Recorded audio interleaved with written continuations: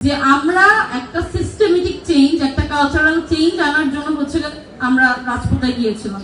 আমাদের কোনো কিছুরই দরকার ছিল না, আমাদের না কোনো স্বার্থ ছিল, না কোনো কিছু ছিল, কিন্তু আমাদের ভাই বোনদের যখন মেরে ফেলা হচ্ছিল আমরা এটা সহ্য না করতে পেরে আমরা রাজপথে ছিলাম।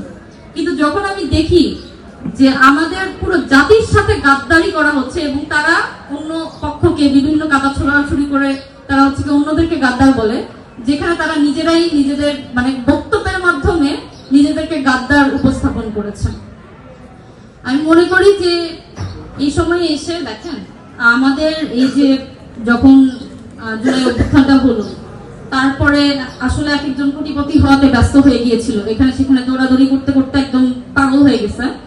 বাট ডিসেম্বরে এসে তাদের মাথায় আসছে আচ্ছা ঠিক আছে, আমাদের এখন হচ্ছে গিয়ে জুলাই সনদ বা হচ্ছে গিয়ে যে আমাদের সংস্কার এগুলোর দিকে হাঁটতে হবে।